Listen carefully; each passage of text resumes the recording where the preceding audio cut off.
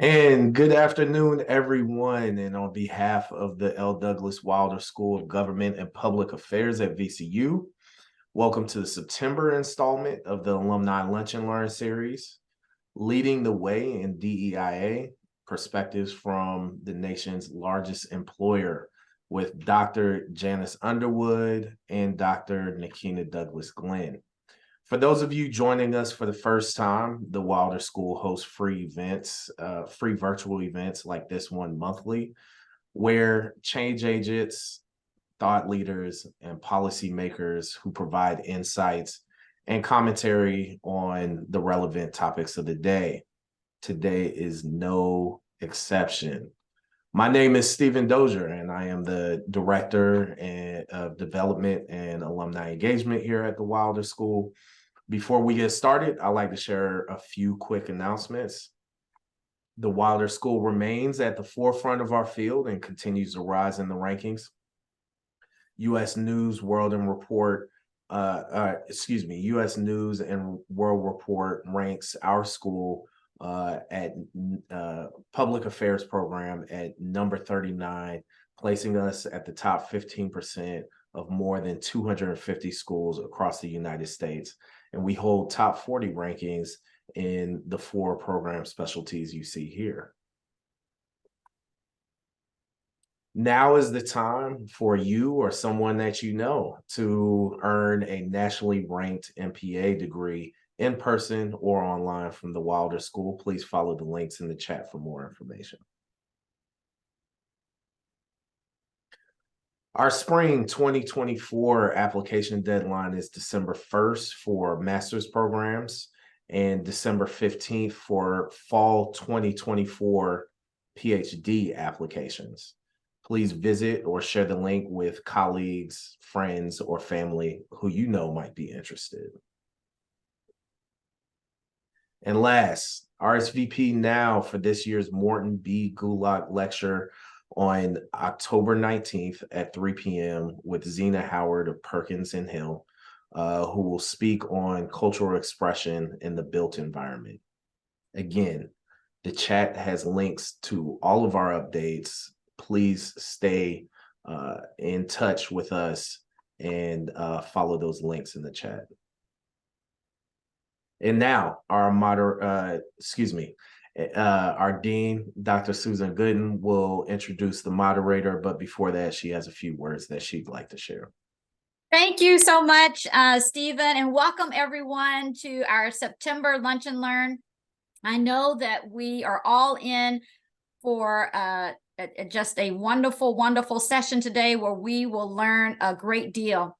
I wanted to start off by saying thanks to Dr. Underwood for joining us. I know that she is going to be introduced formally in a few minutes, but I've had the distinct pleasure of working with her over the years on some very exciting and important projects. And I will say that she is an exemplary leader, very innovative, very pioneering, and results.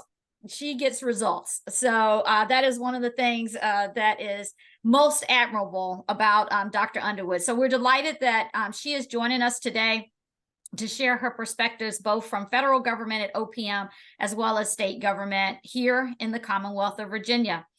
And our moderator for today's session is Dr. Nikina Douglas Glenn, who also is a no stranger to hard work and great results in this space as our director of the Research Institute for Social Equity. And she is an associate professor here in the Wilder School. And for those of you who are interested in learning more in this space beyond today's session, I also want to make you aware of an event that we're having in the Wilder School on September the 28th, which is our Wilder Symposium. The topic is going to be HBCUs in the absence of support. This will be led by the namesake of our school, Governor Wilder, moderated by Bob Holsworth. And you can see we have a great constellation of speakers for that event, including Dr. Glenn, the Honorable Judge Gregory on the 4th Circuit Court of Appeals, the 17th President of Howard University, President Frederick, and our current Attorney General, Jason Miyares. So working in the equity space is something that we do with pride here in the Wilder School, and we encourage you to engage with us on this in-person event next week, next Thursday from 5 to 6:30 here on the VCU campus. But with that, I'm going to turn it over to Dr. Nakina Douglas-Glenn, who is going to steer us and lead us through this session today. Dr. Douglas-Glenn. Thank you, Dean Gooden. Good afternoon. I am delighted to introduce today's speaker.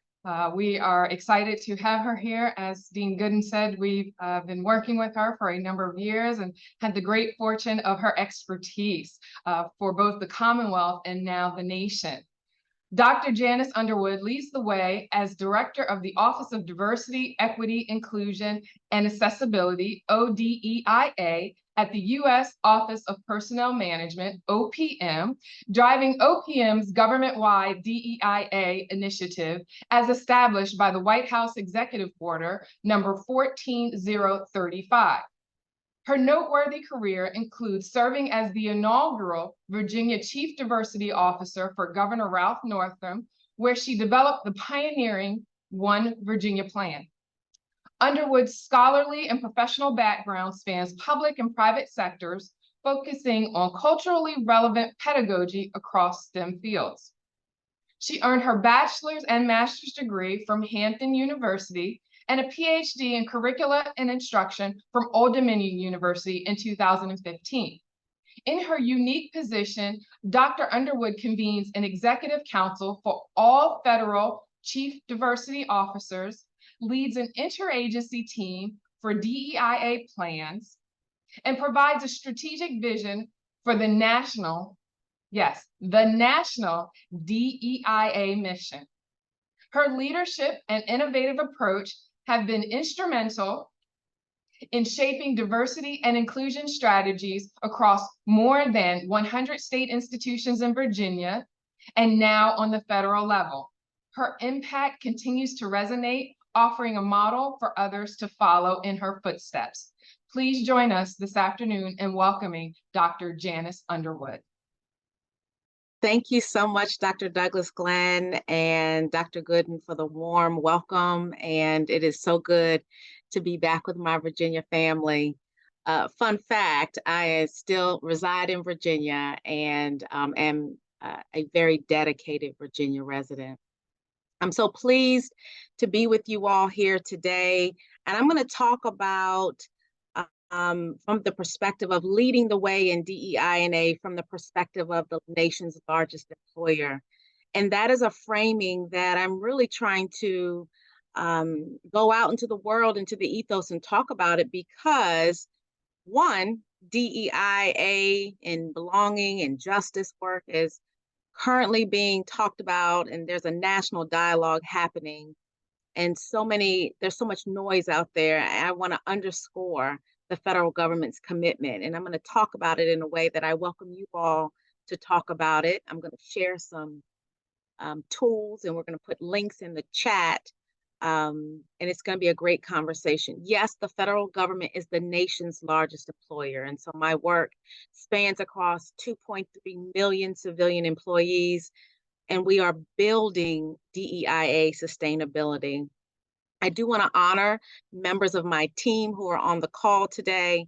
I do also want to honor a lot of the chief diversity officers in the Commonwealth of Virginia who I peeked at the list and saw that you were on there. So I link elbows with you all as well. I know you are doing just Herculean work in the Commonwealth of Virginia. So thank you to everyone. I am ready to rock and roll. So next slide. So my name is Janice Underwood. My pronouns are she, her. For those with a visual disability, I'm an African-American woman with brown hair. I have on a green dress and I have on silver earrings. I'm so pleased to be with you all here today. And I want to start a little bit about my equity story because everywhere I go, I encourage you to share your equity story. The reason why I start with my equity story or my lived experiences is because that's how we build relationships with people. This is how we truly begin to connect on a deeper, more comprehensive level, as opposed to just staying at the surface check the box level with our colleagues and community members.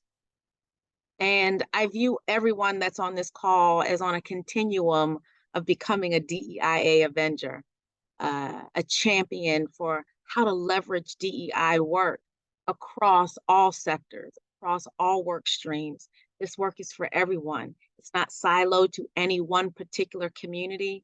And together, we're going to get, if we leverage these DEIA principles, by the way, principles of democracy, that's how we get to the original promises in the Declaration of Independence. That's how we get to, how we want to manifest liberty and justice and belonging for all. Yesterday was National Voter Registration Day, and there were so many, initiatives to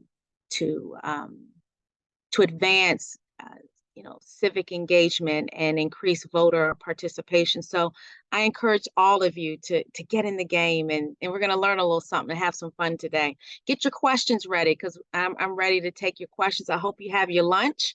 So let's buckle up. So my equity story is really about, and I usually start it with my access point into equity work.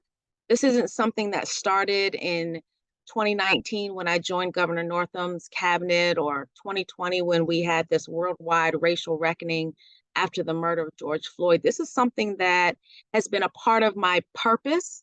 This has been something part of my career journey very early on in the late 90s. And my access point really is from a K-12 perspective, as we think about how to drive and increase academic and social learning and progress and success for K-12 students and the educators that support them from an equity perspective. And we know that there are so many inequities in public education, and there are so many people with different solutions being proposed across the continuum of political parties, ideologies, as well as just people who are educators versus people who are policymakers, people who who are parents, and even our students have something to say. But with all of that, I often say that we can do more with frameworks like the culturally relevant pedagogy framework and apply it to K-12 settings. And that's exactly what I did as a nationally board certified teacher at Hampton High School right here in Hampton, Virginia, for 16 years, where I taught students a love for science, many of whom had disabilities, many of whom did not speak English as a first language. And I began to increase their academic and social learning in a way that, blew my administration away. And they said, "How are you able to do this?" And I credit it to reforming my instruction and my assessments to be more culturally sustaining, leveraging the culturally relevant pedagogy framework, which I think is advantageous for all teachers, educators, principals, administrators, and sectors, public and private. And it's a framework that has really helped to, drive my work, whether it has been in the K-12 setting, the higher ed setting, in administration or not state government, and now even in the federal government. So, I was a long time, educator and teacher educator, worked at Old Dominion University in reforming the science education master's program, getting it nationally accredited, using the culturally relevant pedagogy framework. I welcome you to take a look at ODU's website for the teacher in residence program. That's where you will see my fingerprints all over it. You'll see the culturally relevant pedagogy framework really influencing the way that I built the teacher in residence program there at Old Dominion University to turn teacher preparation towards a medical style, medical residency rather. So that work really helped to drive the foundation upon which I began to say, how do we have conversations about race? How do we have conversations about otherness? How do we have conversations about all the isms? Because this is making people feel uncomfortable. And this was happening early in 2019. And, I was bringing together and uniting coastal Virginia or Hampton Roads, Virginia. And it spanned even beyond the walls of Hampton Roads with a National Endowment for the Arts grant. And we began to equip people with how to have conversations about race using an amazing piece of literature called Citizen and American Lyric. And I do welcome you to take a look at that both literature and poetry phenom by someone who is like world-renowned, Claudia Rankin. And what she was able to do was create a piece of art that would help us have those conversations. I truly believe that art and creatives are part of the conversation, that this is how we can have these conversations, because all of us, no matter where you sit in the world, enjoy art, whether it's film, television, music, sculpture, and I enjoy serving on the board of trustees at the Chrysler Museum because I believe in leveraging the power of art to have these conversations. Well, that got the attention of then Governor and Mrs. Northam, where Virginia was in its own racial reckoning in 2019, February 2019, long before the world would soon follow and fall into the COVID-19 pandemic, and also the racial reckoning with the several murders of unarmed Black people, Black and brown people across the nation. But I want to tell you, we were doing this work in 2019, and we built the One Virginia Plan, and we did some amazing work. And I know there may be people on the call that when we joined the Northam administration, I count them allies to this day. I just want to say their names: Alacia Hackett, none other than the Curtis Brown. I often say he was the reason why we were able to get so much done through the COVID-19 Health Equity Task Force and Working Group, and so many others like Dr. Lauren Powell. But what we did is we drove equity outcomes, and we drove success, and we saved lives using DEI principles in the Commonwealth of Virginia. So many stories to offer, but I'll just offer this one. When we launched the One Virginia Plan, it really was more than just a template and a toolkit for all of our federal agencies to drive their own success. It really was a moniker for the entire equity agenda that we delivered for the people of the Commonwealth of Virginia. Our mission was to build a Virginia where everyone felt welcome to live, learn, work, visit, and thrive. Because this was about building sustainability. This was about building a sense of belonging. And by the way, because of our equity agenda, we won Best State for which to do business in for the second time, and really the third time, because they didn't identify the best state during the pandemic. But we won that too because of our equity strategy. We went from 50th in the nation on vaccine equity numbers to the top 10 and then the top 5. Why? Because we used an equity strategy. And so all of these amazing accomplishments that we linked arms with VCU, the RISE program, and did a lot of this work from a data-driven perspective. You can go back into the General Assembly and pull up those reports and see the amazing work that our teams did together. But because the One Virginia Plan is probably one of my, when people ask me, what is your number one, accomplishment that, sort of stands out, I often say the One Virginia Plan toolkit, which, if you need it, you can email me a little bit later and I can get you those tools. It's because it was used to set up 5 or 6 offices across the nation using that same algorithm. And then after we left office in January 2022, what we learned is that about 15 states were using it in various ways. so that they could drive their own innovation, equity-minded innovation. It really laid the foundation for progress and sustainability across the nation. And it would lead me to the government-wide strategic plan for DEI&A, which is also a toolkit that I want to ask someone from our team to put in the chat. So you have the One Virginia plan, and now you have the government-wide strategic plan, and I'll talk a little bit about that in a moment. But that One Virginia plan provided that firm foundation, and anyone who's ever built a house knows you have to have a firm foundation. So there's no point in making an investment to build the walls and, add appliances and very expensive furniture and flooring if your foundation isn't strong. And so I was just so proud of our team in Virginia that we created that, did the marketing for it, and really went out into the world to say, hey, if you want to build innovation, if you want to build productivity for your workforce and external customer experience, this is how you do it. This is how you use the inclusive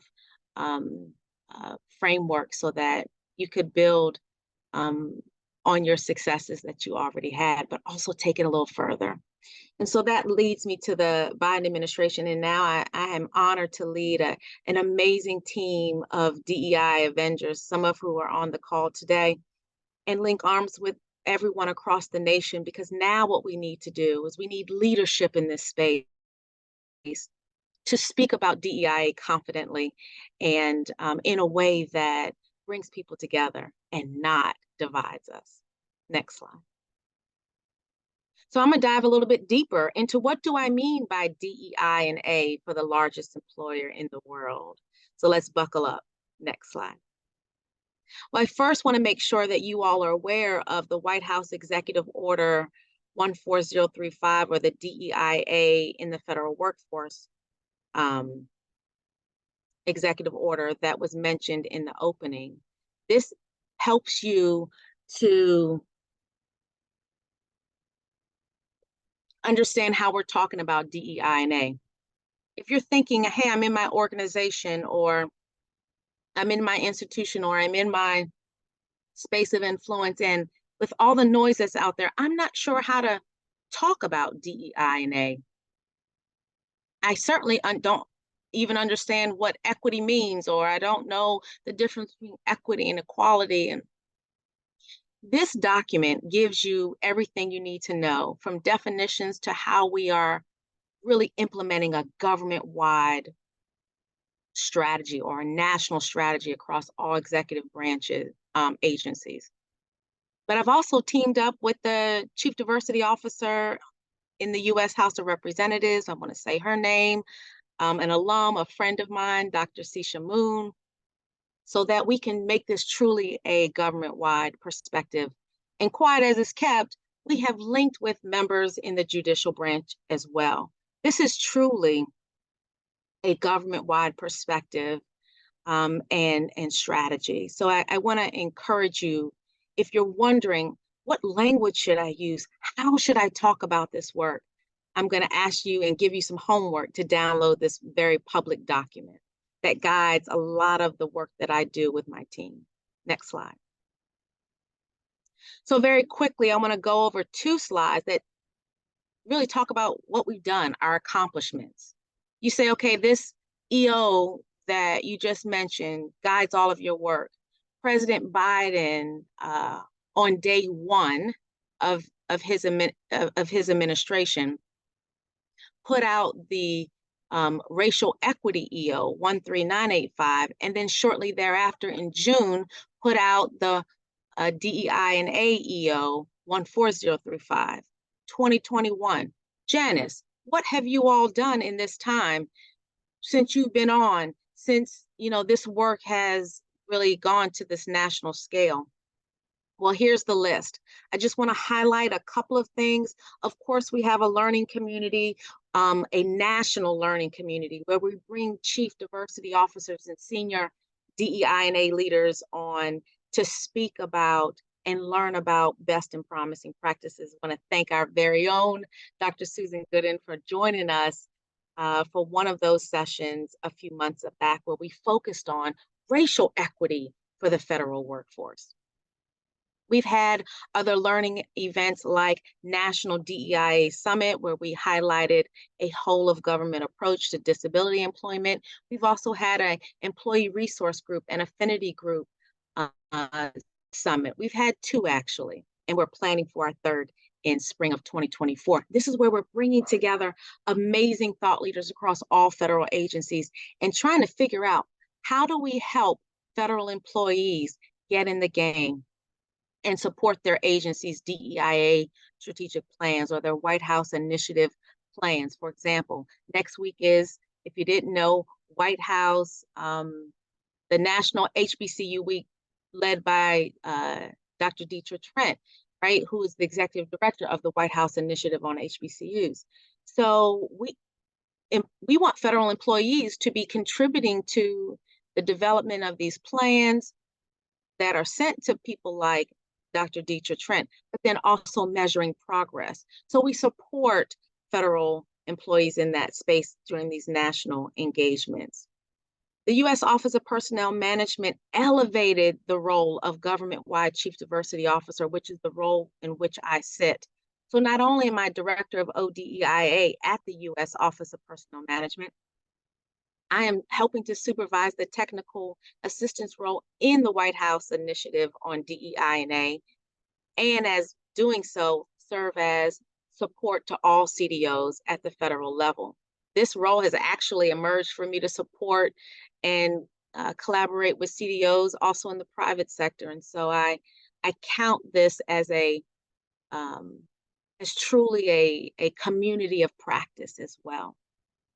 I can't leave this slide without talking about the U.S. Chief Diversity Officers Executive Council. On September 29th, 2022, we launched this federal council to join several other federal councils like the U.S. Chief Data Officers Council and Chief Human Capital Officers Council and the Chief Financial Officers Council and Chief Learning Officers Council.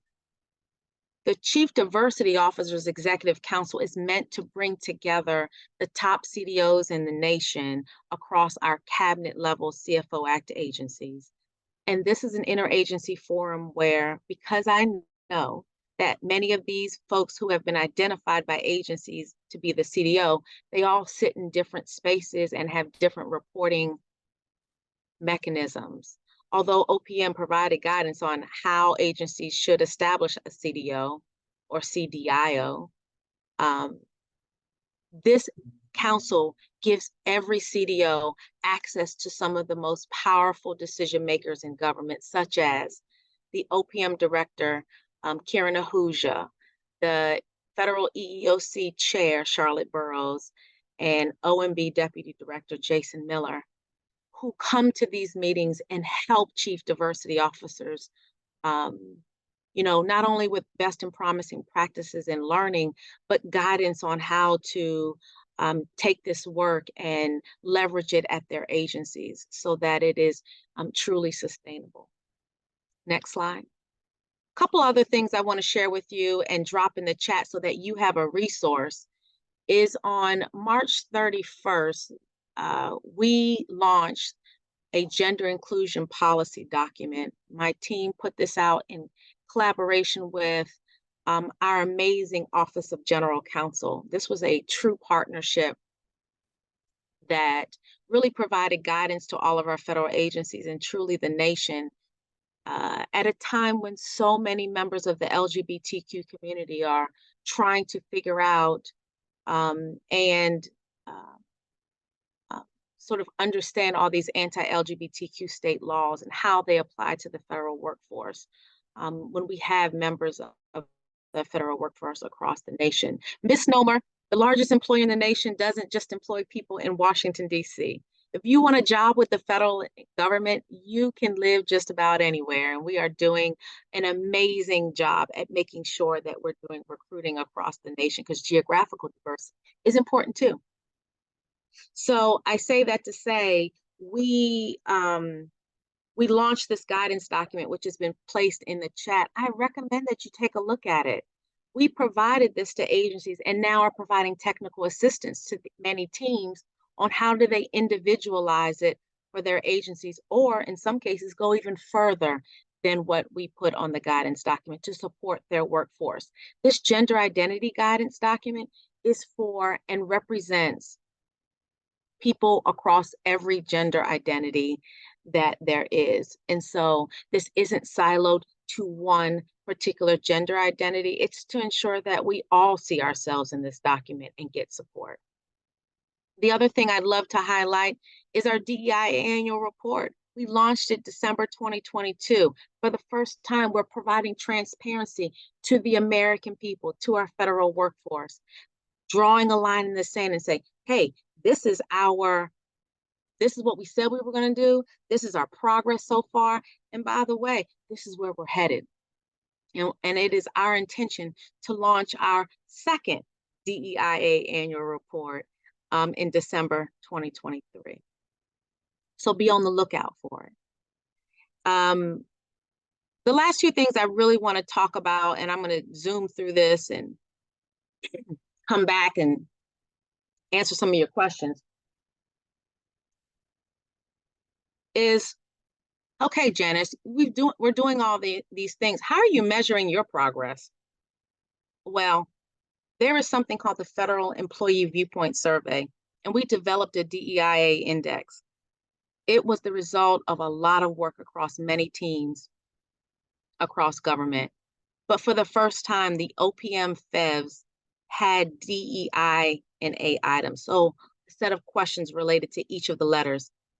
And this is important because what we wanted to do, and what I was tasked to do, is to create a baseline on what federal employees thought about these items, DEIA in general.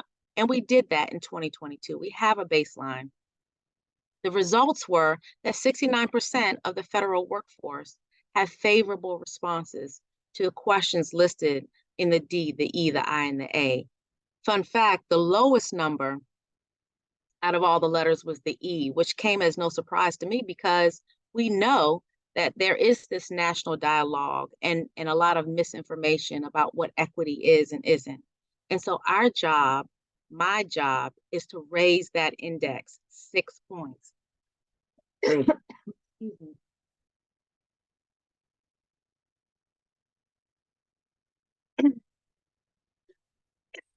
Doing a lot of talking today.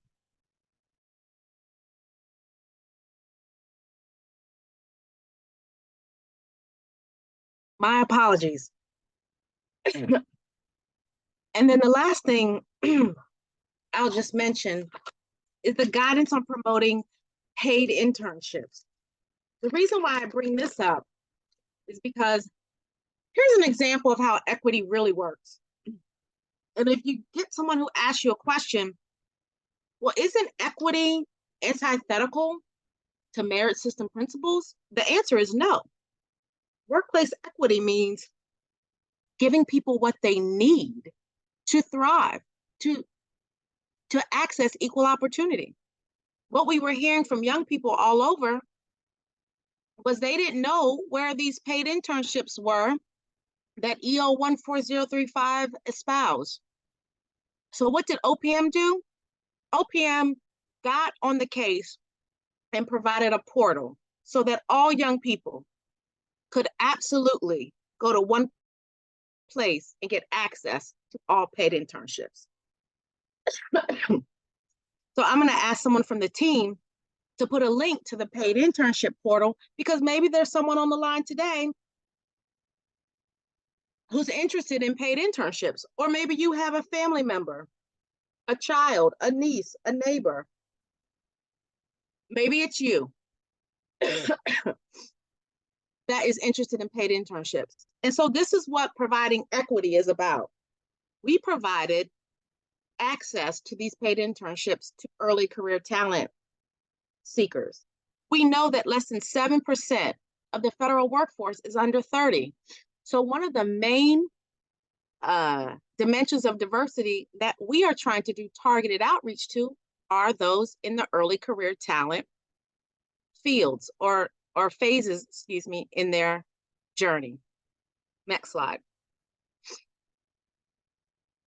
Very quickly, I welcome you to look at the government-wide strategic excuse me, plan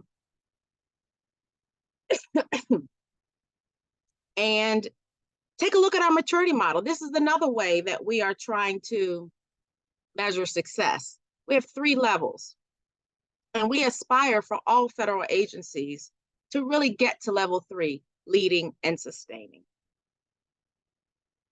Next slide.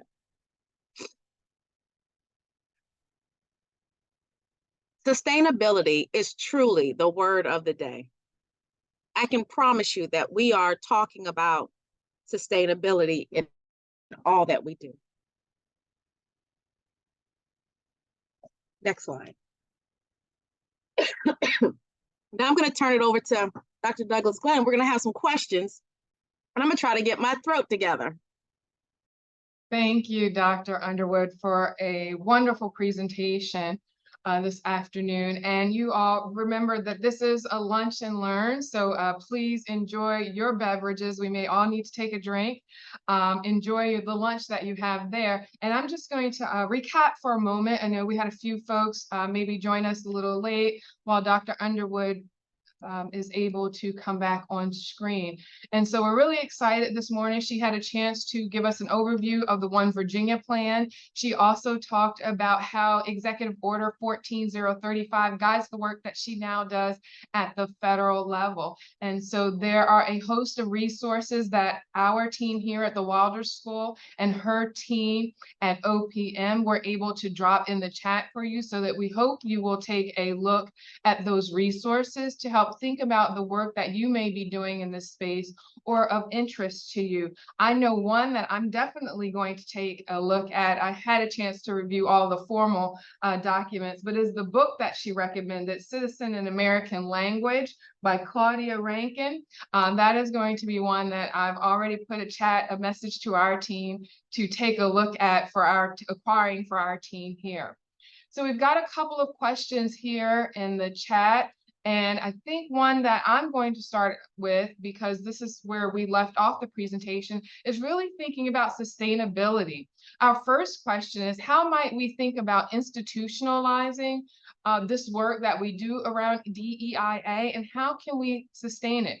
This particular viewer is really concerned about upcoming elections in their area and the reversal of executive orders. Particularly as it relates to backlash against DEI. They use the example specifically around VMI as the university. So can you talk about how we might sustain our work and institutionalize the practices that you have so profoundly laid out for us here today? Well, thank you, Dr. Douglas Glenn. I really appreciate that question. It is something that is top of mind, and that's exactly why the council exists. We are also, as a project of the council, trying to instill DEIA standards in collaboration with GSA at the federal level, business standards, so that this work is not linked to any piece of legislation or an executive order, but it really is built into the work that we're doing at the national level, and then serve as an exemplar for local, state government, and private and corporate institutions as well. I understand that there are certain concerns. I'm concerned. But the second thing I'll just mention is that all of us need to raise our voices. Sometimes people that are adversarial against DEI work or DEI and A work, they get to be louder than the people that are more reasonably minded and are really interested in solutions. So I'm going to encourage all of us to speak out and speak up. I love that there was a piece that Dr. Gooden put out a few months back about, the need for policymakers and elected leaders to really think about leveraging equity as part of how we innovate in real time, how we solve our 21st century problems with 21st century solutions, right? And that's how we can leverage DEI. It's not something you do over there. Mm-hmm. I'm going to encourage everyone on this call to reach out to their elected leaders and say, let's have a more common sense conversation about DEI. It's not this scary thing that many are purporting it to be. it's a conversation that I know you're having, Dr. Douglas Glenn, next week about the role of HBCUs. This is all a part of the conversation. Great. Yes, definitely. We've got tons of questions coming in from our audience right now. They are wondering, is there a resource list for funding for nonprofits to be paid for internships? So is there something similar in the nonprofit sector or in the private sector that's similar to the work that you're doing with the federal government? So I'm not aware of any such resource for other sectors, but certainly, I just want to direct people back to the internship portal, because President Biden made a commitment that he wants to get to the place where all internships at the federal space are paid internships. And so that is workplace equity, but I'm not aware, Dr. Douglas Glenn, of any others. And speaking of more workforce development, this one takes a different path. Understanding that there are many paths to this field, what might be some suggestions that you have for getting started in the DEIA space? I love this question because there's so many certificate programs out there that are predatory, and you pay a lot of money to learn a bunch of nothing. I encourage people to just get in the game and start applying DEI principles in your sphere of influence wherever you are now. Mm-hmm. If you are an educator, if you are an accountant, I don't care who you are. You have a passion for whatever you do, and start to learn how to apply DEIA right where you are. And, look up resources from national organizations like NADAHE or AAAED, or some of these organizations that, provide professional development. This next question is really a great question because I feel like it's a throwback to our time together when you were here in Virginia and some of the work that RISE was able to support. Can you talk to us a little bit about the role that being a bilingual or multilingual employee plays in an agency? And part of the equity narrative that we found in the language access report was really that individuals who were bilingual were often not compensated for the tax, as we call it, when you have sort of multiple identities in the workplace, the extra tax of being a bilingual employee, but they weren't compensated for it. So could you talk to us a little bit maybe about the language access study that your agency led and how being bilingual in an agency impacts an employee's livelihood in the workplace? Yes, I'm happy to do that.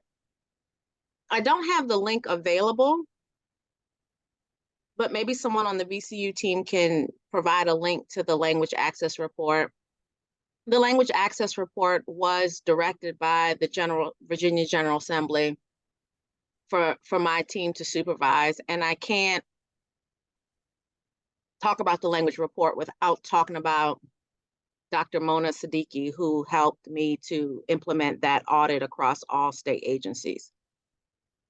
What we found is that in COVID-19, we weren't getting information out in culturally affirming ways to people who did not speak English as their first language.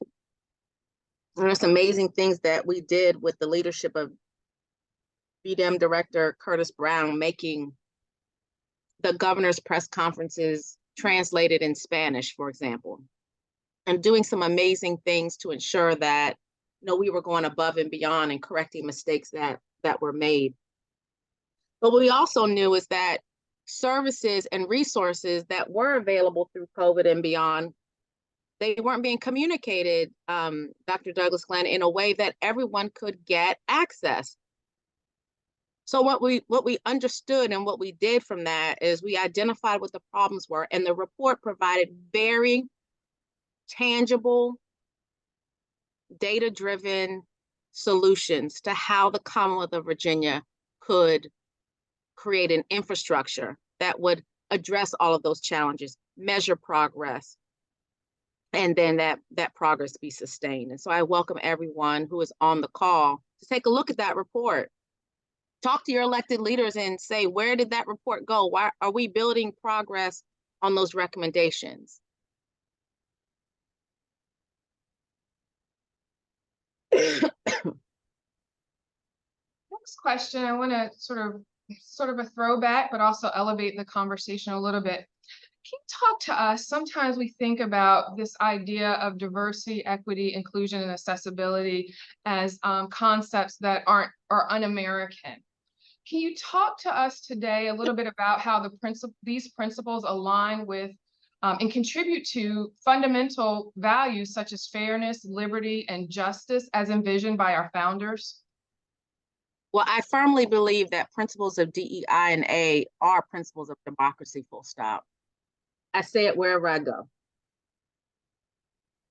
And, you know, we can't get to liberty and justice for all until we start ensuring that all of us are included, ensuring that, you know, all of us have the access to equal opportunity to thrive. And we have the expectation and we are empowered to be included in all conversations and all facets of the workforce, and that the sky's the limit for all of us. And so I just say that, you know, these are principles of democracy, and I push back on those who suggest that DEI and A are un-American, because I believe that when I read the Declaration of Independence and parts of the Constitution, I see DEI and A threaded throughout the entire document, in that's the document in terms of that's where we want to be, that's what we espouse to be. But we are on a journey, and I can't think of anything more American than saying, okay, this is where we got it wrong, this is what we're doing to get it right, and principles of DEI and A are the vehicle to get us there. Definitely. No, I think, and that's definitely when we think about our work here at RISE, you know, we talk about the symmetry between equity, inclusion, fairness, liberty, and justice, just as you described here. I want to move on to another question. Well, while you do that, I also just want to say the prize for DEI work is belonging, fairness, and justice. So I just want to make that, I want to offer that mathematical equation. DEI and A equals, or the D plus the E plus the I plus the A equals fairness, justice, belonging. So I just want that to resonate with the leaders, because if we want to get that, that's the vehicle for how we do that. I have another question that I'd like to pose for you this afternoon. Current law provides, and this is from our audience, current law provides a 5% pay differential for federal workers who make substantial use of foreign language in their official duties. Coinciding with the fact that this is Hispanic Heritage Month, this audience member would like to know about the possibility of implementing this kind of policy at the state level or within state institutions. Their particular team is bilingual. The entire team is bilingual, many using Spanish language orally and or in some written form 90% of the time. And so what's the likelihood, or how could they go about advocating for this kind of policy, either across the state or within their particular state agency? That's a really robust question. And I'm going to say, I think the starting place, because I don't have a firm answer, but I think the starting place would be for federal employees to begin engaging in their employee resource groups and affinity groups. Mm-hmm. Yes, those have been very valuable in helping to move, particularly institutional policy along. And so I definitely second that. We are at our last question. Okay. So Many would argue that Executive Order 14035 is a catalyst to foster innovation in the public sector by identifying novel approaches to engage a more diverse workforce. Next week, I talked with Governor Wilder, Virginia Attorney General Mieres, Judge Gregory of the U.S. Court of Appeals, President Frederick of Howard University, and political analyst Bob Holsworth about equity and HBCUs. How have HBCUs been used, how have HBCUs served as a model for addressing DEIA, and how does their continued success and advocacy contribute to advancing these principles for society? Well, as a HBCU grad myself, I know that when there wasn't opportunity for Black people, people of color, to attend mainstream institutions or PWIs, HBCUs rose up and met the need. And so that's a DEIA strategy right there. You gave people what they needed to thrive. And I would love for that conversation to also include a robust conversation next week about ways that we can further support HBCUs, because I know many are seeing record attendance increases as we think about, as we think about where students feel a sense of belonging, where they may or may not, whether they considered an HBCU before or not, with the affirmative action SCOTUS decision. But from a K-20 perspective, and I see Jean Jones' question in the chat, I'll just also say, you embed DEIA in K-12 schools and in institutions of higher ed in many of the same ways. You train educators to truly be culturally competent. When I was in the Commonwealth of Virginia, we created a guidance document because of legislation that was passed to ensure cultural competence of all educators, licensed educators, and it's still in force today.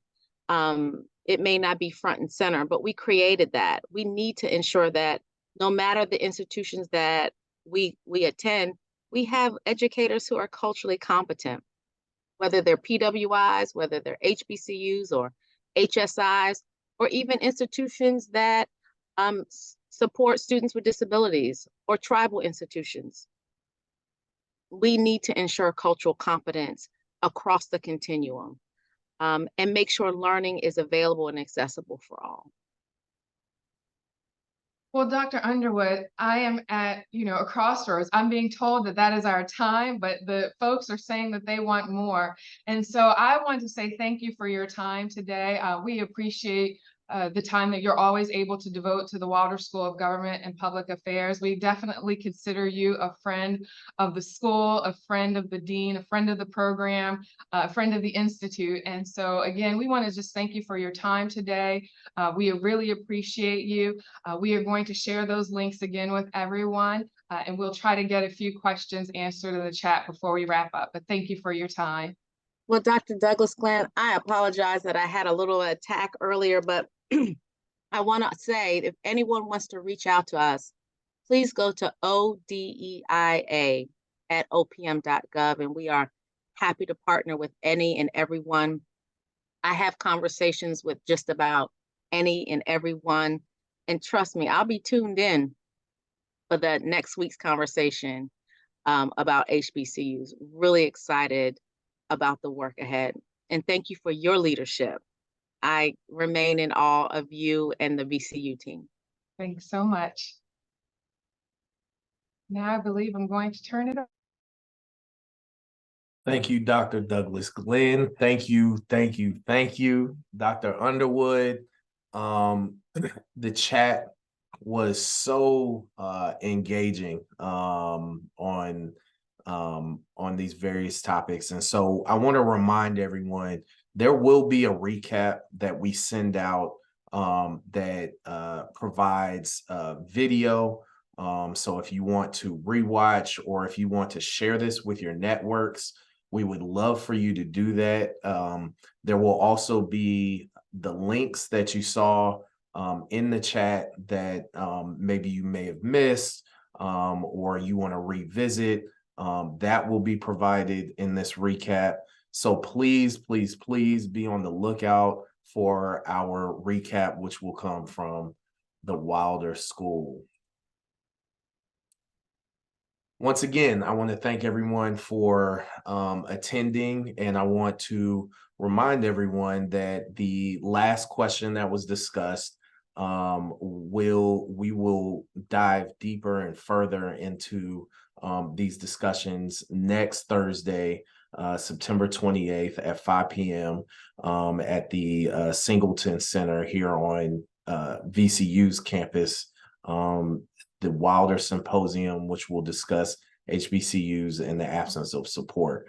So please use the QR code that you see on your screen to RSVP today, or be on the lookout for links, once again, that we'll provide in the recap that will be soon to follow within the next couple of days.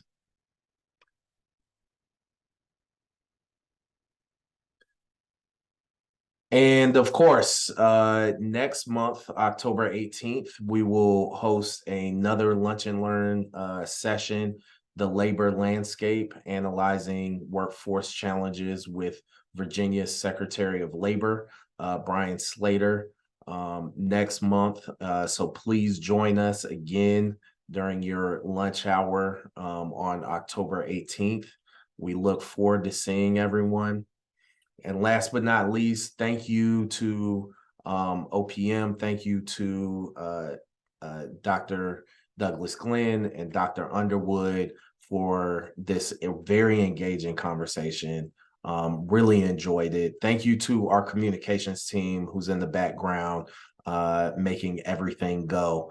Once again, please be on the lookout for a recap so that you can see a lot of the links and information that we provided today, just in case you missed it.